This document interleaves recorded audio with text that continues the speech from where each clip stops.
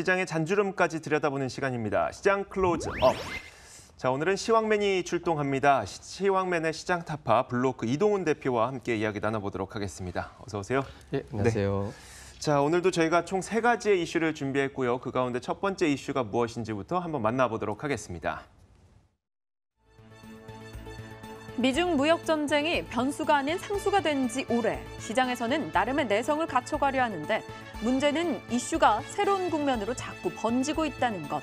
미중 무역 전쟁의 불똥이 북미 간 비핵화 협상으로 튀고 있는데 반영된 재료로 증시가 반등을 해줄지 새로운 불똥에 또 크게 될지 시장 전략을 나눠보자.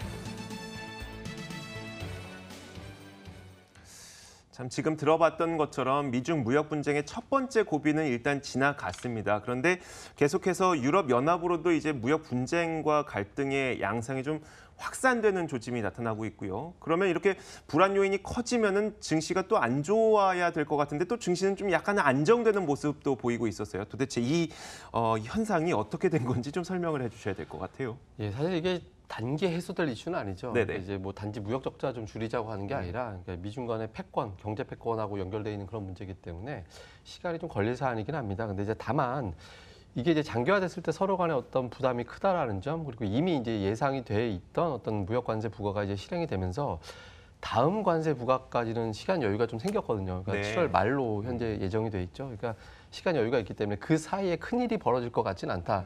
시장에서는 이렇게 보는 거죠. 그래서 3주 이내에 어떤 협상하는 과정이 이루어지지 않을까 이런 부분들에 이제 시장에서는 기대를 걸고 있습니다. 근데 다만 이제 이게 좋으면서도 나쁜 점이 되는 게 이제 지난 주말과 어제 밤에 이제 마감된 미증시를 잘 보면 경제 지표 좋고 기업들의 실적이 좋아서 주가가 강하게 올라갔거든요. 네. 그러니까 트럼프 입장에서는 경제 지표가 안 좋아진다라면 여기서 무역 분쟁 이런 어떤 변수를 좀 제거하고 싶을 텐데 지금 지표가 괜찮고 그다음에 이제 기업들의 실적 전망치가 오히려 상향 조정되는 네. 그런 모습이 나왔거든요. 그래서 이렇게 놓고 본다라면은 이제 단기적으로 이걸 갖다가 어떤 압박에 의해서 뭐 지표가 나쁘다 이렇게 해서 미국 경기에 악영향을 준다라는 명분으로 좀 철수될 가능성은 그렇게 높아 보이지는 않습니다. 근데 앞서 말씀드린 대로 예상했던 어떤 재료가 나왔고 예상했던 재료보다 더 강한 재료가 나오기 위해서는 적어도 한 달은 필요하거든요. 그래서 좀 안도하는 측면이 있습니다. 그리고 실제로 최근에 보면 이제 당사자국 미국과 중국인데 양시장 다 올라가고 있고 미국은 6거래일 중에 5거래일이 올랐거든요. 네네. 중국도 그렇게 하락하다가 올라갔는데 그 과정을 잘 볼 필요가 있습니다.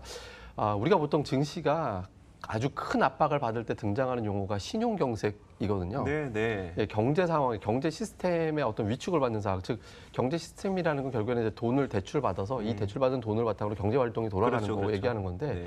리먼 사태 때 이 신용경색이 불거지면서 증시가 안 좋았었죠. 근데 신용경색은 쉽게 말하면 이제 돈 빌렸던 사람이 돈 못 갚는 상. 그러기도 하고요. 그다음에 네. 돈 못 갚을 것 같으니까 빌려주질 않는 네네. 거죠. 그러면 네. 돈 조달이 안 되니까 이제 투자도 못 하고 그렇죠. 소비도 못 하고 이런 상황 만들어지는 건데 최근에 이런 조짐이 좀 있었거든요. 그러니까 보통 우리가 리버 금리라고 하는데 이걸 런던, 그러니까 그게 이제 런던 간의 어떤 은행에서 네. 돈을 빌리는 거고 이게 좀 비슷하게 또 홍콩에서는 H-따서 하이보라고 있습니다. 근데 네. 이 하이보 금리가 2008년도 이후에 최고치까지 올라갔었거든요. 그러니까 은행들끼리 돈을 못 빌릴 수도 있지 않나 이런 걱정이 있는 상황이었는데 지난주에 이 재료 노출되고 나서 오히려 급락을 했거든요. 네. 그러니까 신용경색 단계로 가지 않는다라는 게 보여졌고 이런 부분에서 중국 증시가 올라가면서 시장에서 어쩌면 재료 노출 이후에 최악의 경우를 반영하고 있었기 때문에 한동안 올라갈 수 있는 근거가 만들어졌다라고 봐서 당분간은 좀 반등할 가능성이 높아졌다 이렇게 보고 있는 것 같습니다. 그렇다면 7월 말에 이제 저희가 그 7월 6일에는 원래 500억 달러 규모의 수입품에 대한 관세 부과를 하려고 했다가 그 가운데 한 340억만 예. 먼저 하자. 그리고 나머지 160억을 7월 말에 하자 이렇게 바뀐 거 아닙니까? 예. 그럼 7월 말에 있는 게 악재로 작용할까요? 아니면 이것도 어차피 예정된 거니까 예정된 악재는 악재가 아니란 말도 있는 만큼 이건 뭐 악재로 작용하지 않을까요, 증시에? 예, 기간마다 좀 다를 것 같은데요. 네네. 그러니까 직전까지는, 그러니까 바로 전까지는 당분간은 좀 협상 가능성에 무게를 둘 겁니다. 네네. 그러니까 어떤 형태가 됐든 협상이 될 가능성에 무게를 두다가 그 일주일 정도 남긴 시점에서 다시 긴장 상태로 이제 넘어가게 되겠죠. 그러니까 왜냐하면 단지 그때 당시에는 이제 140억 정도 추가되는 160억 달러 정도 추가되는 거에 그치는 게 아니라 여기서 만약에 중국이 또다시 반발하게 된다면 그 다음에 2천억 달러가 그렇죠. 대기하고는 있는 상태가 되기 때문에 이거는 파장의 규모 자체가 달라지게 되거든요. 그러면 미국에서 그렇게 부과하면 중국에서 수출하는 규모가 수입하는 규모가 1,500억 달러 정도밖에 안 되기 때문에 네. 미국에 대해서 강하게 조치할 수 있는 건 그 외적으로 번지게 되거든요. 예를 들어서 뭐 미국 국채를 본격적으로 매각을 한다든가 네. 물론 이제 중국도 손해나는 것이긴 합니다만은 그 외에 이제 중국 기업들에 대한 압박을 가한다든가 그런 부분들이 불거질 수 있는 사안이 되기 때문에 커질 수 있거든요. 그래서 아마 당분간 반등하되 아마 추가적인 어떤 협상이 없을 경우는 일주일 전 정도 됐을 때는 다시 긴장 상태로 돌아갈 가능성은 있어 보입니다. 알겠습니다. 자, 그런데 저희가 국가별로 좀 나눠볼게요. 말씀하셨던 것처럼 미국과 중국은 증시가 그래도 조금은 더 나아지는 모습이에요. 우리나라도 일단 상승으로 돌리긴 했습니다만 상승 탄력이 이게 충분한 것인가에 대한 생각도 있거든요. 어떻습니까? 예, 부족합니다. 왜냐하면 그 확실한 매수 주체가 없거든요. 네네. 그러니까 이게 근본적으로 방향이 뒤집어졌다라고 판단하려면 결국 외국인 투자자들의 매수세가 들어와 줘야 되는데 6월에도 매도를 했고 올해 들어서 1월 제약은 계속 매도했던 외국인들이 아직까지는 매도가 줄었다 정도죠. 오늘 뭐 현재 369억 원 정도 순매수긴 합니다만은 외국인들 보통 매수했다 그러면 2천억 원 이상 순매수 들어와야 네네. 되거든요. 근데 규모가 지금 미치지 못한 상태이기 때문에 아직까지는 확신을 갖고 있다 이렇게 보기에는 조금 일러 보입니다. 알겠습니다. 우리 시장 전망도 좀 그냥 큰 그림에서 한번 내주세요. 그럼 7월 말까지. 예, 뭐 당분간은 어떤 악재가 노출됐다라는 점이 있고요. 또 한 가지는 이제 무역 분쟁과 별도로 우리나라 기업들의 실적 발표 이후에 실적 발표한 기업들의 주가가 괜찮거든요. 네. 삼성전자 주가가 괜찮고 LG전자도 괜찮고 그러니까 재료가 어느 정도 상쇄시킬 수 있는 재료들이 지금 나오고 있는 상태라서 무역 분쟁 관련돼서 일방적으로 반영하기보다는 그 사이 나오는 호재들 이런 부분에 반영해서 반등 시도를 좀 약간씩 해 나갈 수 있는 정도의 흐름은 만들어 낼 수 있을 것 같습니다. 대체로 실적에 대한 기대감이 높은 종목들 위주로 나오겠네요. 그건 좀 다를 것 같습니다. 그건 뭐 그래요? 잠시 또 얘기 다루겠지만, 네네. 그러니까 실적 기대치가 높은 종목들도 좋지만 최근 들어서 보면 좀 많이 빠진 종목들도 네네. 매수세가 들어오고 있거든요. 그래서 올라가는 종목은 좀 성격에 따라 좀 다르게 다양하게 올라갈 것 같습니다. 알겠습니다. 저희가 잠시 후에 더 자세한 이야기 들려드리도록 하겠습니다. 이어서 두 번째 이슈 준비되어 있습니다. 만나보시죠. 삼성전자가 3분기 실적 회복 전망에 주가 다시 한번 꿈틀거린다. 지난 6일 시장 기대보다 부진한 2분기 실적이 흔들렸으나 3분기 실적 회복 전망이 나오며 반등 중인 것. 실적 개선 기대 가져도 되는 것일까? 삼성전자의 주가 향방을 찾아보자. 삼성전자는 이제 그 액면 분할을 한 이후에는 개인 투자자분들께서도 꽤 많이 접근하는 종목이 되기도 했지만 그래도 여전히 우리나라 시가총액에서 차지하는 비중이 거의 23%가 되니까요. 시장의 인덱스로도 많이 보니까 저희가 삼성전자의 주가 향방에 대해서 한번 전망을 해보도록 하겠습니다. 2분기 실적은 사실 굉장히 좀 안 좋았다고 평가가 되는 것 같더라고요. 하지만 예. 그래도 3분기 실적에 대한 기대감이 있어서 앞으로 주가는 또 위로 보시는 분들이 꽤 많은 것 같아요.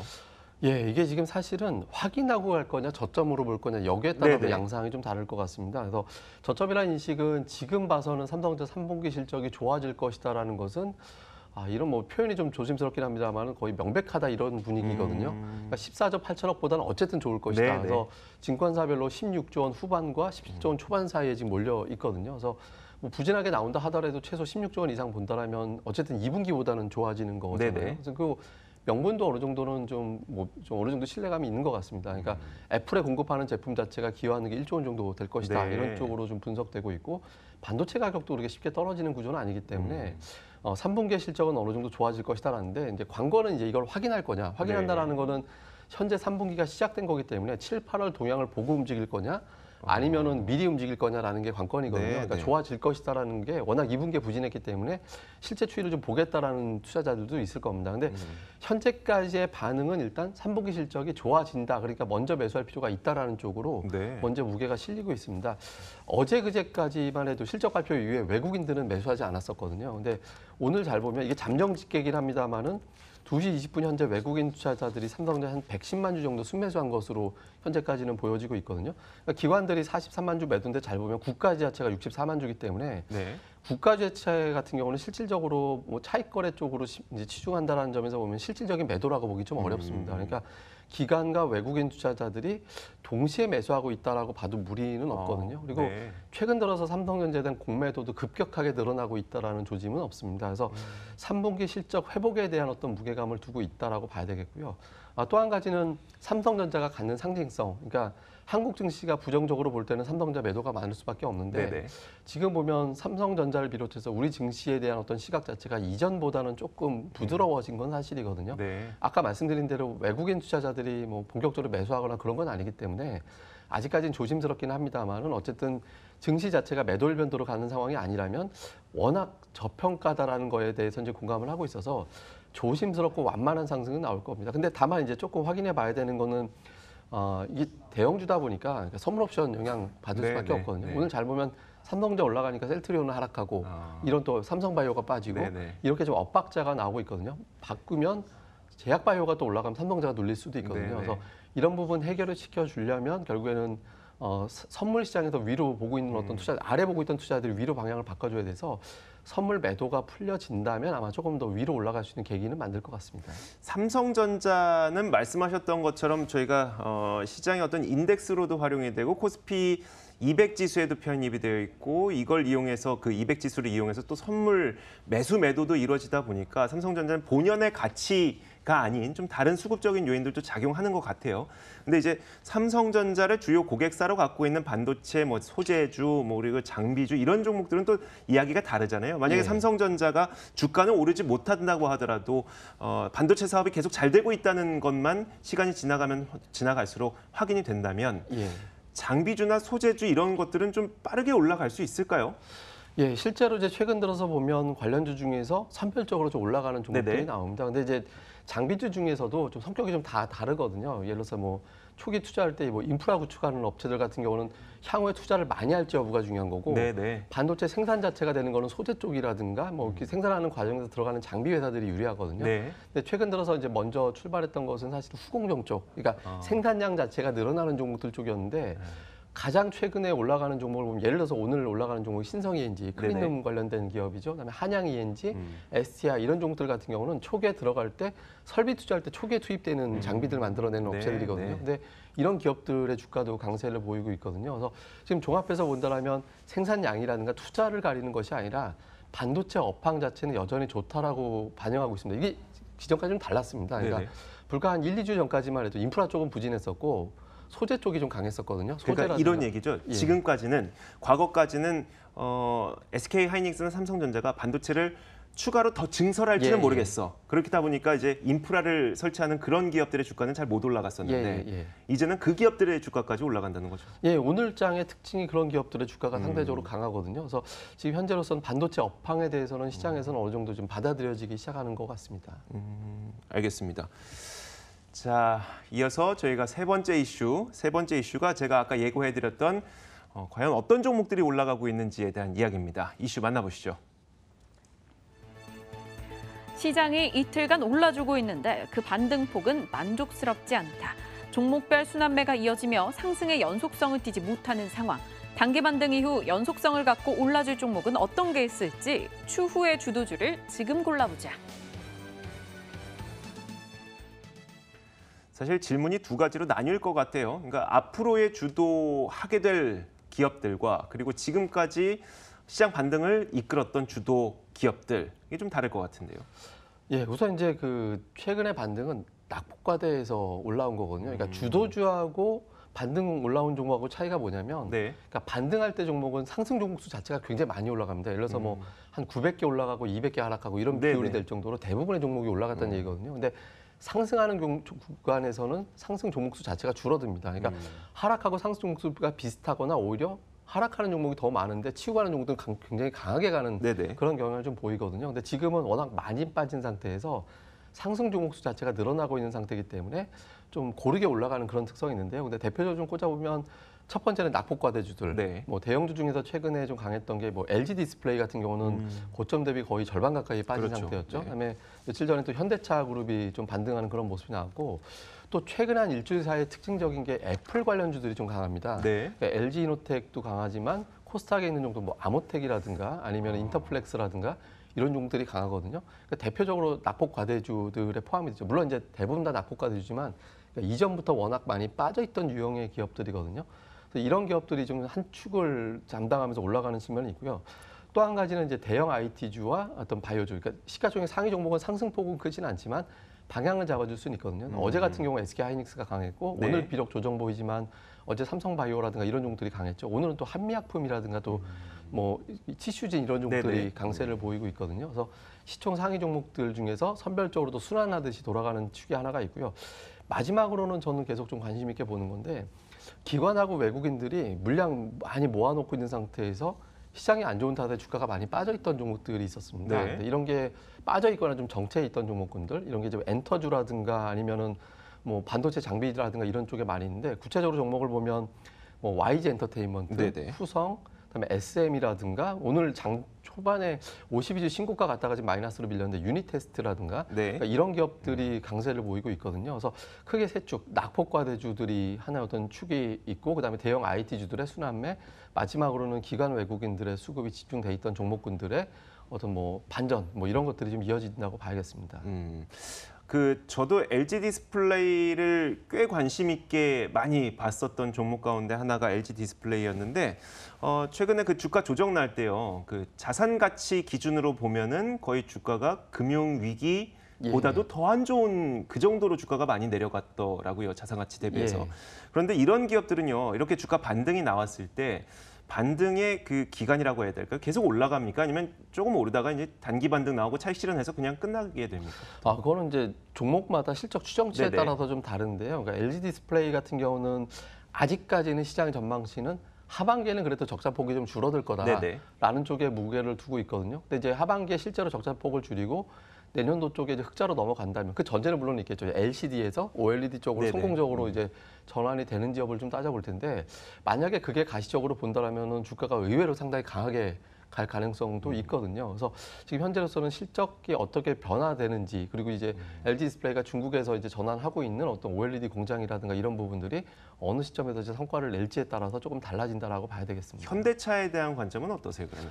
현대차는 상반기 원래는 이제 1분기 저점 그다음에 2분기부터 회복세로 봤었거든요. 네네. 실적 자체도. 네. 근데 지금은 상반기 자체를 아예 나눠 버렸습니다. 그러니까 상반기 부진, 하반기 회복 이쪽으로 이제 보고 있는 상태고 그 하반기로 밀렸던 두 가지 요인이 좀 있었죠. 그러니까 관세 부분이 하나가 있었고요. 네네. 그다음에 중국에서의 어떤 사드 보복이 실질적으로 언제부터 풀려서 매출로 연결되는지 여부 이 두 가지로 나눠볼 수 있는데 두 가지 모두 하반기에는 풀릴 가능성이 높지 않을까. 뭐 관세 부분은 지금 유럽하고 미국하고 협상을 하고 있는 걸로 보여지죠. 그래서 이런 부분들이 좀 풀린다면, 그다음에 사드 보복 관련해서는 현대차 쪽에서도 어쨌든 매출 중국에서 올라갈 것 같다 이렇게 지금 보고 있거든요.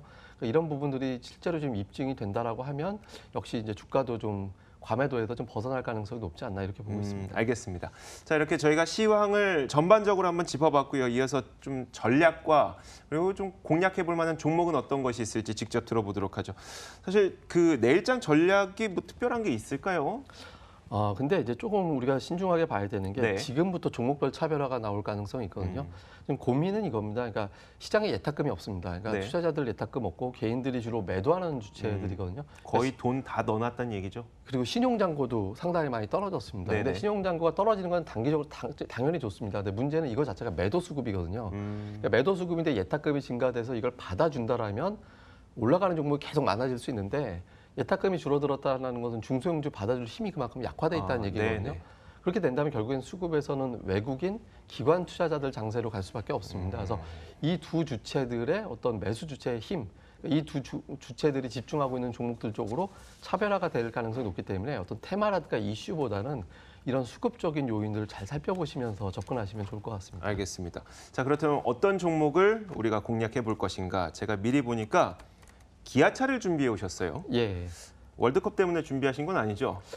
월드컵은 이제 제가 상당히 이번 월드컵에 실망을 해가지고 그것보다 이제 멕시코 그 기아차 공장이 예. 굉장히 뜨거웠더라고요. 지금 멕시코로 이제 나와서. 남미가 구매력이 그 정도가 안 돼서요. 이거 이제 경기 상황이 안 좋고 하다 보니 네네. 구매력이 좀 안 되니까 쉽지 않아 보이는데요. 그거보다는 실적이 역시 좀 큰 바닥을 보인 것이 아닌가 이런 쪽에 무게를 두고 있거든요. 그러니까 최근에 또 뭐 앞서 말씀드린 대로 LG 디스플레이가 반등한다든가 뭐 이런 흐름들이 나오면서 낙폭과대주들에 대한 어떤 관심이 높아지고 있습니다. 그리고 실제로 최근에 주가 흐름도 바닥에서 돌아세우는 그런 시도들이 조금씩 감지가 되고 있거든요. 그리고 상저하고 그러니까 상반기 부진, 하반기 회복, 고라고 해서 뭐 상당히 좋다라고 보기는 어렵지만 회복세 보인다라고 본다면 지금 기아차 차트 보시면 되겠지만 이게 상당히 많이 빠져 있습니다. 그리고 현대차는 심지어 거의 9년 만에 최저치에서부터 네. 올라온 거거든요. 그래서 낙폭과대에서 반전이 나온다면 상당 기간은 좀 반등 시도가 이어지지 않을까 이렇게 보고 있습니다. 그래서 중국 판매량 기대라든가 그다음에 이제 최근에 기관의 매수가 좀 유입되기 시작했다라든가